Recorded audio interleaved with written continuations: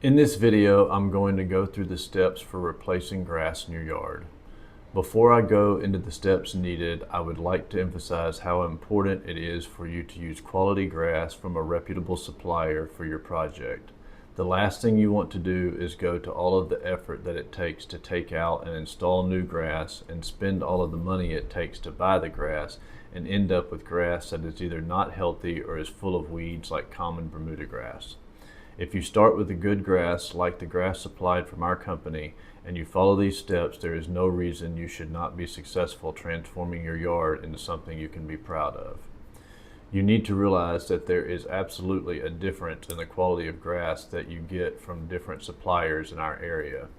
Our farm goes to great lengths to make sure that they are consistently turning out the healthiest and cleanest grass around. Growing grass at a farm is a fairly straightforward task. However, consistently turning out the quality of grass that our farm does requires several extra steps and a lot of extra money. The biggest example of this applies to how clean and weed-free the grass is when you receive it. Our farm is diligent about using pre-emergent and post-emergent herbicides to make sure that the grass is as weed-free as possible. They also fertilize the grass a lot more frequently than other farms so that the grass is thicker and greener than most of our competitors. To ensure your new Houston lawn gets off to the best start, I recommend the following checklist for success. The first thing you need to do is prep the yard. You need to spray the existing weeds and grass with a non-selective herbicide and then wait 7 to 10 days before removing it with a sod cutter or a shovel. Then you need to add some alluvial fresh topsoil to the yard to get it nice and level. The more fresh topsoil you add to the yard, the better, but you need to at least put out 1 inch to do any good. You also need to cut in the edges where the dirt meets the concrete by scraping away 2 inches of soil along the sidewalks and driveways so the new sod lays fresh with the concrete. Now you are ready to install the new sod. The best way I can describe laying the grass is in a brick pattern, where you lay the pieces tightly together and try to avoid any continuous seams where the weeds can grow. The most important thing is to ensure that there is no dirt showing between the pieces, because wherever the sun penetrates through to the dirt, there is a chance that a weed seed may get established there. As soon as you finish installing the grass, it is extremely important that you flood the area with water. By flooding the area, I mean that you need to apply at least 2 inches of water immediately after the installation. This seals the sod to the ground and removes any air pockets.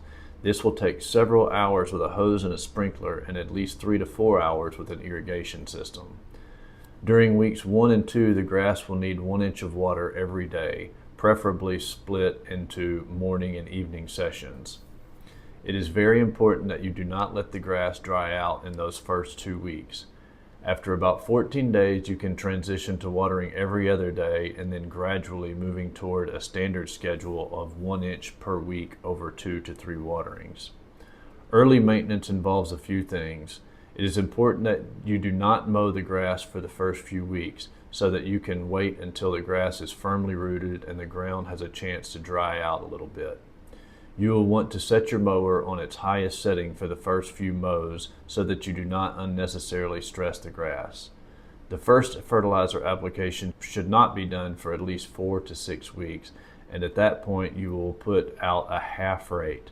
By a half rate, I mean that if the bag of fertilizer tells you to put it out on an 8 setting on your spreader, I advise that you only put it out at a 4 setting.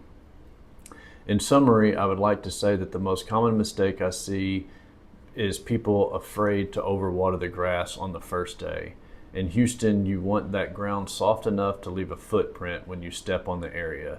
That tight seal between the sod and the dirt is what keeps your grass alive while those roots are trying to find a new home. If you will follow these steps and use good quality grass, your new lawn should be the talk of the neighborhood. Call Houston Grass at 281-431-7441 for answers to your questions and a quote for your project. You can pick up your grass at our office in Arcola, or we can deliver your grass to most areas in Houston, Harris County, Fort Bend County, Brazoria County, and Galveston County. We also offer professional installation.